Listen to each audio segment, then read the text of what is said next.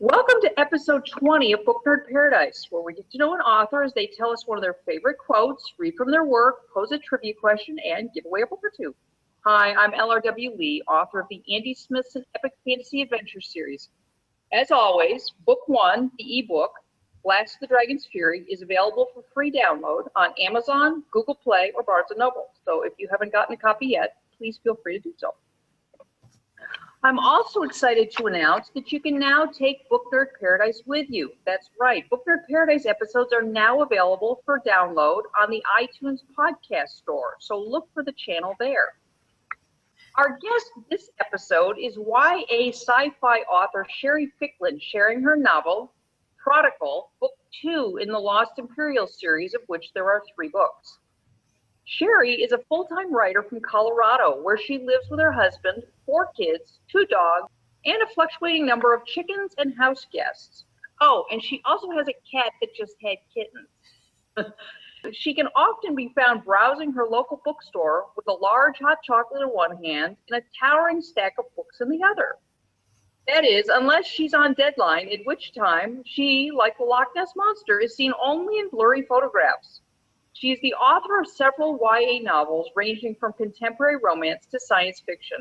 In her spare time, she co-hosts the Pop Lit Divas radio show and is constantly trying to take over the world.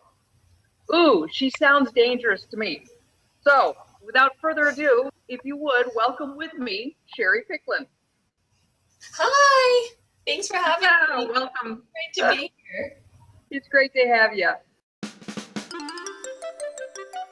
So Sherry, you'll be reading from Prodigal, the second book in your YA sci-fi series, Lost Imperials. To give us a feel for the series, would you give us a brief synopsis? 2 groups of time travelers that are fighting in a time war, and what they do is they recruit children from history as their personal armies. So they steal these children and they become their warriors. And Book 1, Extracted, is a set of siblings that have been taken and drafted to opposite sides of that war. And Book 2 is a continuation of those 2 factions' stories. Sherry, you have a favorite quote. If you would, share with us what it is and then tell us why it's a favorite. And it's the first time we see one of the main characters whose name is Ember.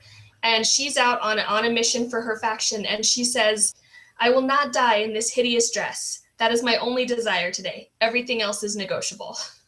And it's kind of my favorite just because it's the first time you see Ember, and it really gives you an idea of sort of her state of mind going into this battlefield. So it's a lot of fun. You'll be giving away something today. What are you giving away? Yes, I'm giving away Book 1, Extracted, and Books 2 and 3 in the combined print edition. So you'll have all 3 books. That's awesome. So they'll get basically the full series. So wow, what a great giveaway. Thank you so much for that. So to enter to win the giveaway, all you need to do is leave a brief comment over on YouTube. Just anything about the episode. It could be how wonderful we are, how funny we are, how unfunny we are, something. But just say something about the episode, and you'll be entered to win. Then we'll do a drawing on Saturday, and we'll see who the lucky winner is. It might be you. So Sherry, you will be reading from Prodigal, Book 2 in the Lost Imperials series. Would you briefly set up the portion you'll be reading from and then share with us? It is one of my favorite scenes with Stein and Ember, the 2 of the main female characters in this series. And I really love Stein's character. She's so dynamic. She's very sort of punch first, ask questions never. And so she's been a lot of fun to write and a lot of fun to read. So I decided to do one of hers. In Book 2, we see her sort of struggling. She has come down with a condition, and she's had to turn to Tesla, who is one of her greatest enemies, to try and help her survive this condition that she has. So she's sort of in enemy territory now.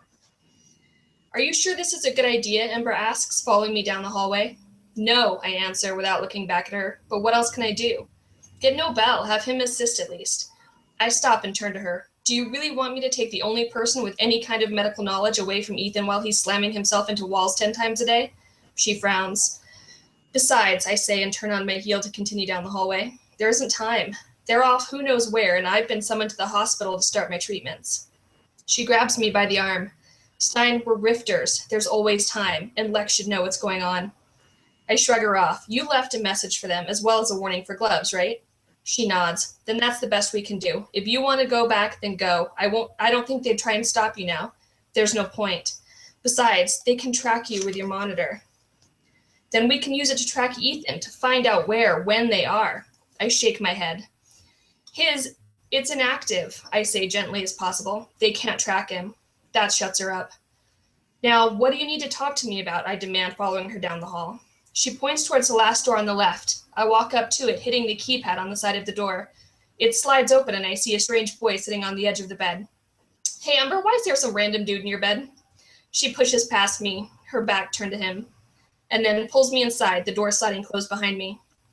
You can talk freely here. He disabled the monitor, at least for a few minutes. She stops, motioning between us. Riley, Stein, Stein, Riley.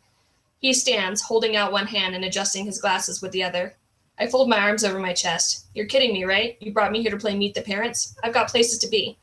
He blushes and sits down. I frown at Ember. What's the deal? I've got to be at the hospital, I say impatiently. Riley's coming with us when we leave, she says, taking a seat beside him. The boy shifts uncomfortably under my glare. He doesn't look like much, but there's something familiar about him. I recognize him and snap my fingers. You! I saw you in Tesla's lab. You were working on something. He nods. I helped design the new Rifter tech. I raise one eyebrow. And weapons? He shrugs. Sometimes. I turn back to Ember, about to congratulate her on convincing him to turn on Tesla and come with us when she puts a hand on his shoulder in a very intimate gesture that makes me pause. She obviously cares about this boy, which worries me. Wait, why are we taking him exactly? Does it matter, she asks. He's going with us. I look the boy over. He's probably a few years younger than we are, at least if he has a baby face. His features are round, his eyes bright blue behind dark-rimmed glasses, his hair light brown and short to his head. He's in the typical gray Tesla uniform, and it looks even bigger as a bookworm than Ember does. But she knows him well, I guess, and he could be useful. I shrug. Fine, but before we leave, you both need to cut out your trackers. His eyes snap up, and his face pales. It won't hurt, she assures him.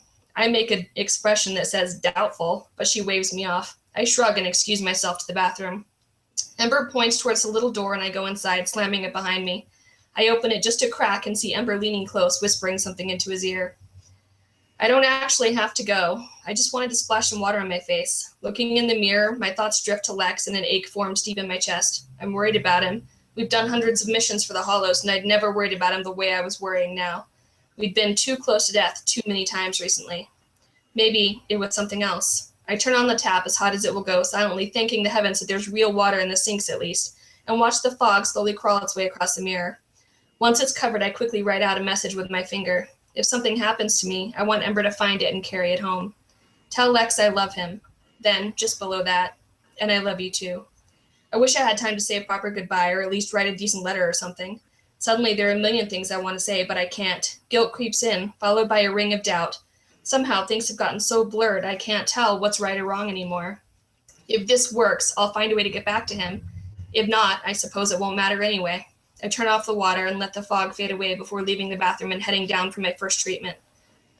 The hospital room is full. Catherine on one side next to the nurse, Tesla, the hologram, on the other next to Flynn.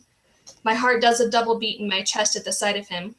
He has his nose down looking at a folder of papers. I can't help but wonder if he knows who I am and what Tesla's done to me. What am I saying? Of course he knows. He helped. I don't know if that makes me hate him more or not. I know he died saving us at the Paradox, but this vision of him, this younger man, has yet to face that day and yet to make that choice. Somehow, just knowing that he will makes me a little sympathetic. I'm here, I announce, though it's wholly unnecessary. Your white cell counts are off the charts, Flynn mutters, looking up at me for the first time. How do you feel? I shrug. I don't know, normal, maybe tired. He throws a look towards Catherine, who jerks her head, motioning for me to take a seat on the gurney. The first part of the procedure, what we're doing today, is going to be a simple series of injections. We need to familiarize your antibodies with the system so they don't go into shock when we start inducing the modified DNA. Wait, you're giving me a virus? I ask. Flynn closes the folder and hands it to Nurse. The virus is how we get the new DNA into your system. Once it's there, it'll basically attack the mutated genes in your system and replace them with the modified ones. I nod, like I understood a friggin' word he said. How long will it take? Once the injections take hold, 12 hours to get your white cell count stabilized, another 5 intravenous into your system. From there, it'll propagate pretty quickly. About a day in all until the mutated genes are gone, if all goes well. Then we'll need to do a second tissue and marrow sample just to make sure the gene transfer holds. In about 3 days, you should be as good as new. And I'll still be me, right? I ask. It sounds like such a silly question, but I can't help but ask. Flynn pats my arm, his hand cool and clammy. Don't worry, the new gene isn't going to change the fundamentals of who you are or what you can do. If anything, you'll be stronger since your DNA won't be weakening anymore. Face down on your stomach, Catherine commands. I obey, feeling her gloved fingers tug my shirt up over my shoulders, exposing my back. This time I close my eyes, not wanting to see the needles or anything else. As soon as I do, the room begins to spin, that feeling of unease threatening to crack through my calm exterior. Though they aren't holding me down, the room feels claustrophobic, and my breathing becomes too fast and too shallow. That's when I feel a hand take mine. I open my eyes and see Nurse, all people, clutching my fingers. Still, for one terrifying moment, there's something about him that soothes me as well. Bedside manner, I think they call it. Either that or I'm just more comfortable around machines than I am people. I'm not sure what that says about me, but I'm able to breathe normally again and I relax against the table. There's not much pain this time. Pinpricks and pressure, and then it's over. Catherine pulls my shirt back down and I sit up. That wasn't so bad, was it? Flynn asks, ripping off a set of blue rubber gloves I hadn't seen him put on. I stretch my back experimentally. A little sore, nothing I couldn't live with. Nah, I've had haircuts that hurt worse than this, I say. Catherine snickers. Good, because the next part of this process isn't going to be nearly as pleasant. Last week, our guest, YA fantasy author Diana Byrne, posed a trivia question for us. My question was about the Chronicles of Narnia. I asked, when was the first time in the Chronicles of Narnia series we met Professor Kirk? And the answer is, we met him in The Magician's Nephew. He's a young boy named Diggory. And Diggory actually grows up to become Professor Kirk. And Diggory is the reason that the White Witch is in Narnia. So he actually brought her to Narnia with him. He came back from Narnia with an apple. He planted the seeds of that apple in his yard in London. It grew into a tree, and many years later, the wood from that tree was used to make the wardrobe. All right, Sherry, you have a trivia question for our listeners. What is it? I do. The Lost Imperials series features a lot of real characters from history that have been taken out of time. One of those characters, the most prominent, is Nikola Tesla. So my trivia question for you guys is, where was Nikola Tesla born? Ooh, that's a very good question. To find out the answer to this trivia conundrum, be sure to tune in next episode. And might I add, be sure to subscribe to the channel so that you don't have to remember to tune in. All right, any final thoughts you'd like to leave with our listeners? You know, I'm just really excited to see this series out in the world. It's a very easy read. It's YA, but it's very clean, so I feel like it's good for any age group, 12 and up probably. And it's just a really fun adventure series, and I hope that you guys really enjoy reading it. That's great. Thank you so much. And thank you for being here with us, Sherry. It's been great to get to know you a little bit. Hopefully our listeners have enjoyed it as well. Thanks for having me.